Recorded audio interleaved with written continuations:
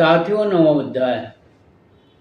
आप माधव सेवा संस्थान चैनल देख रहे हैं, जिस पर आपका हार्दिक स्वागत है।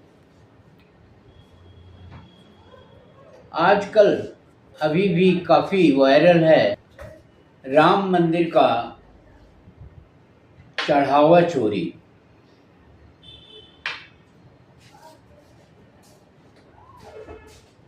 दान की रकमें और जो लोग अपनी स्वेच्छा से मंदिर के नाम पर दान देते हैं या चढ़ावा चढ़ाते हैं, उसकी चोरी की जा रही थी। चोरी तो चोरी है, परंतु मंदिर में चोरी हुई ये एक विशेष बात है। चंदे की चोरी हुई ये भी एक विशेष बात है। लेकिन यह भी आपको बताते चलें कि यह स्थिति कोई नई नहीं है। लगभग हर मंदिरों में चोरी होती है। हर मंदिरों में इसको धंधा बना लिया गया है और हर मंदिर में हेरा फेरी की जाती है। अब राम मंदिर का नाम बहुत है, चोरी की भनक लग गई, ये भी एक बहुत बड़ी बात है, वरना इस चोरी का कोई भनक लगना नहीं है। तमाम लोगों के मंतव्य आ रहे हैं कि मंदिर हमने बनाया है। एक सांसद जी का कहना है, मंदिर हमने बनाया है, चढ़ावे की चोरी जैसी कोई बात नहीं है और उससे किसी और को कोई लेना देना नहीं है, क्योंकि मंदिर हमारा है। इस तरह की सीनाजोरी वाली बात जो है एक सांसद करता है तो मामला गंभीर हो जाता है। बहरहाल आरोपी जेल भेजे जा चुके हैं और जेल में ही उनसे पूछताछ की कार्रवाई की जा रही है कोर्ट के आदेश पर। उसमें कई जांच की गई है और उस जांच से ये पता चला है कि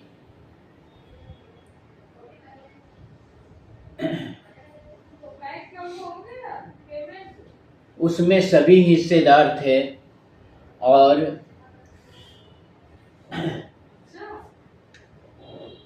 टिन्नू यादव, अवनीश शुक्ला,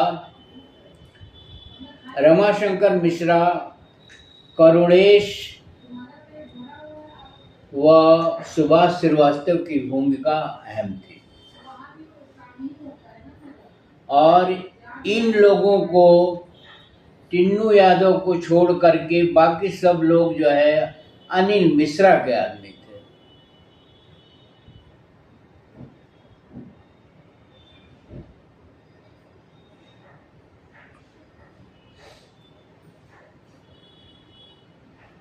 और अनिल मिश्रा ट्रस्टी चंपत राय की भी मिलीभगत थी। तो चोरी के तरीके के बारे में पुलिस या एसआईटी के लोग जो जांच कर रहे हैं, ये पुलिस की जांच है,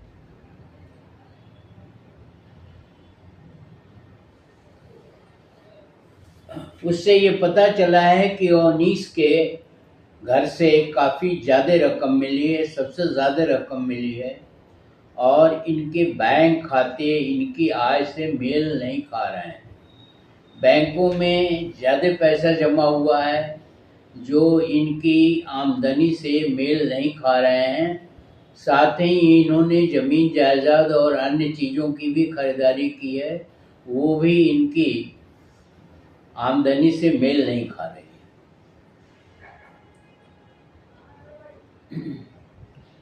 चोरी के तरीके के बारे में भी एसआईटी ने बताया है, वो तो पहले भी वीडियो में बनाया जा चुका है कि किस तरह से चोरी करके, और चोरी तो एक तरीके से ही की जाती है, उसे बाथरूम में छिपाया जाता था, फिर उसे पार किया जाता था। तो एक सुनियोजित तरीके से सभी की मिलीभगत थी, चाहे वो ट्रस्टी हो चाहे अध्यक्ष हो, चाहे कोई हो, सबकी मिली भगत थी। कोई आंशिक रूप से मिला हुआ था, कोई पूर्ण रूप से मिला हुआ था, और इस चोरी की धनराशि का बंटवारा भी किया जाता था। अब सांसद महोदय का ये कथन कि हम उसे बांटें और खाएं या चोरी करें, इससे दूसरे को क्या मतलब? ये क्या प्रदर्शित करता है? चोरी और सीनाजोरी की बात की जाती है, वही प्रदर्शित कर रहा है। एक मानसिकता बनाए हुए हैं कि मंदिर हमारा है। एक मानसिकता बनी हुई है कि उसमें चढ़ावे की धनराशि मेरी है और मेरा कोई कुछ बिगाड़ नहीं सकता, क्योंकि ये हमारा जन्म सिद्ध अधिकार है। चोरी जो हुई वो तो हुई, जांच हो रही हो तो हुई, राम मंदिर की प्रतिष्ठा गई वो तो गई, और जो उसमें ट्रस्ट के लोग हैं या सरकारें हैं या कुछ और है, अन्य है, मैं ये कहूंगा सबकी मिली भगत है।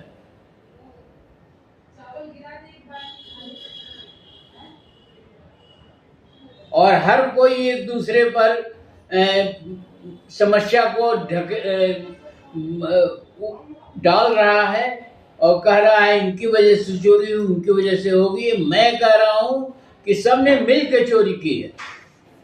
अगर भय होता इनके अंदर तो चोरी कतई नहीं होती। इनके अंदर कोई भय नहीं था। ये तो यही सोच रहे हैं या इनकी सोच है कि ये मंदिर मेरा है, इस मंदिर को हमने बनाया है, इस मंदिर के चढ़ावे पर 100% हमारा हक है, तो हम चोरी करें, और चाहे चोरी क्या हुई उसमें। ये तो सीना चोरी हुई, और ये ध्रुव सत्य है कि मंदिरों में जो धनराशि चढ़ाई जाती है, वो चाहे कहीं का कोई भी मंदिर हो, वो कुछ खास लोगों की होती है, पूरे सार्वजनिक नहीं होती, सभी लोगों की नहीं होती है। पुजारी एक ही समुदाय के होते हैं और चढ़ावा भी एक ही समुदाय लेता है। ये ध्रुव सत्य है, ये इस देश का कल्चर है, संस्कृति है। और जो सांसद महोदय ने कहा है वो उसको चोरी मानते ही नहीं। मेन तथ्य, मुख्य तथ्य यही है कि हम उसको चोरी नहीं मानते हैं। हम उसको समझते हैं ये हमारा जन्म सिद्ध अधिकार है, हमारे पुश्तों से चला आ रहा है, ये उसमें चोरी कैसी? और यही देश के बर्बाद होने का कारण है। यही जो है देश के लिए अभिशाप है, और यही इस देश को गुलाम बनाया है, यही सोच। और जनता के मूर्खता के आधार पर इसका कार्यान्वयन होता है। जनता चूंकि मूर्ख है, जनता जो है वो मूर्ख क्या, नितांत मूर्ख है, और उसका कोई सक्रिय भागीदारी इसमें नहीं है, इसलिए यह स्थिति आती है। अन्यथा ये बात अगर दिमाग में सार्वजनिक होती कि ये धन सार्वजनिक है, इसको देश हित में लगाया जाना है, समाज हित में लगाया जाना है, शिक्षा पर खर्च किया जाना है, स्वास्थ्य और रोजगार पर खर्च किया जाना है, ऐसा कुछ भी नहीं। इस देश की सोच में ये है कि ये धन हमारा है, ये मंदिर हमारा है, पुश्तैनी है, और सर्वाधिकार सुरक्षित है मेरे लिए। तो ये एक गहन विषय है। चोरी की रोकथाम तो की नहीं जा सकती। आज यहाँ चोरी हो रही है, बरसों से कहीं और चोरी हो रही है, और इसके साथ साथ व्यभिचार भी है, इसके साथ महिलाओं का मान सम्मान भी गिराया जाता है। बहुत सारे मंदिरों में महिलाओं को जाने नहीं देते, सबरीमाला में नहीं जाने देते। तो एक धर्म के नाम पर जो एकाधिकार बना हुआ है, सबरीमाला मंदिर में औरतों को नहीं जाने दिया जाता। औरतों को धार्मिक बहुत सारे अधिकार नहीं है। क्या औरतें जो हैं वो मनुष्य नहीं है? तो धर्म का जो मनमाना स्वरूप बनाया गया है, अधिकार उस पर जताया जाता है या उसका संचालन जो किया जाता है, वो नितांत आपत्तिजनक है, जिसके कारण ये चोरी की बात उठ रही है। अन्यथा मानसिकता ये है कि सब कुछ हमारा है, मंदिर भी हमारा है, चढ़ावा भी हमारा है, दान भी हमारा है, और हम जिसको चाहें उसको दर्शन कराएं, हम जिसको चाहें, मतलब पूरी चीज हमारे हाथ में है। आप जानते होंगे इन मंदिरों में देवदासी प्रथा थी, मनमाना कार्यवाही थी, और उन बच्चियों के साथ तमाम तरह के यौन शोषण भी होते थे और उनके साथ अत्याचार भी होता था। ये मंदिरों की कहानी हम बता रहे हैं। आज ये जो चोरी का हंगामा खड़ा किया जा रहा है, इसका दुष्परिणाम जो है देश भुगत चुका है। जो इसके पीछे साइकोलॉजी है, मंदिर के पीछे जो इसके संचालन के पीछे साइकोलॉजी है, जो इसके कार्यवाही के पीछे जो मानसिकता है, वो बहुत ही आपत्तिजनक है और बहुत ही दूषित है और देश हित में कतई नहीं। आपको मालूम होगा कि सोमनाथ के मंदिर में अरबों की सोने चांदी और हीरे जवाहरात रखे गए थे। मंदिर का हीरे जवाहरात तो सोने चांदी से क्या लेना देना? मंदिर तो एक आध्यात्मिक जगह मानी जाती है या धंधे की जगह मानी जाती है।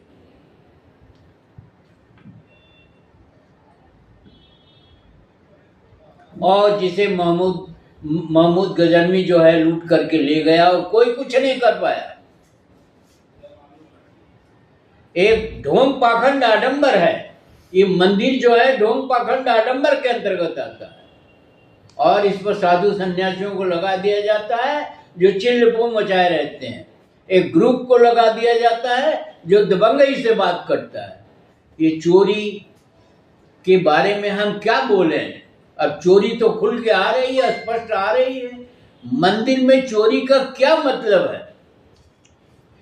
पैसा बड़ा है, आस्था बड़ी है, विश्वास बड़ा है, मंदिर बड़ा है, कौन बड़ा है, कौन कैसे है, क्या है? और इसमें सरकारों का भी संबंध है।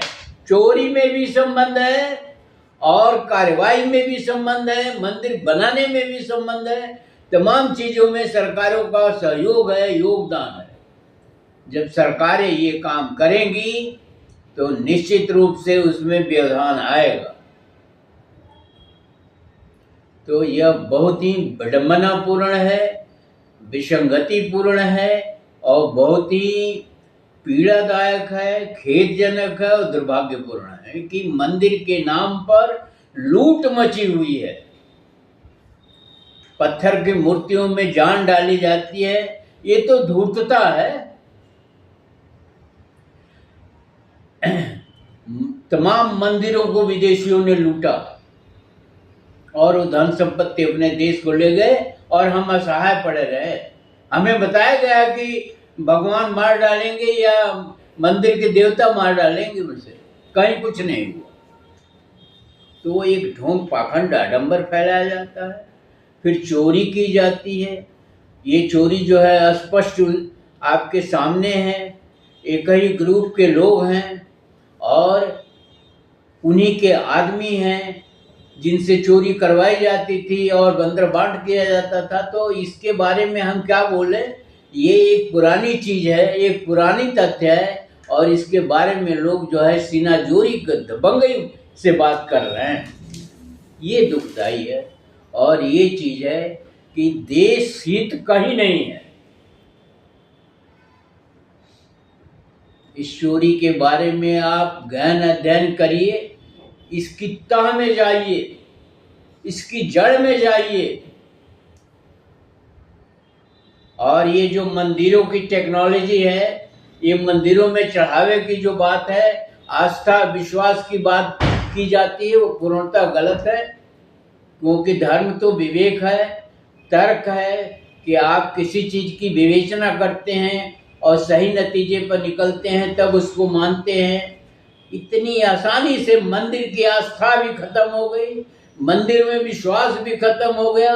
भगवान किस काम के हैं? भगवान किस चीज के लिए है जिनके आप बात करते हैं? तो भगवान में भी विश्वास खत्म हो गया। चोरी कैसे हो गई भगवान के मंदिर में? इसका कोई जवाब भी नहीं है आपके पास या किसी के पास। मेरे पास भी इसका जवाब नहीं।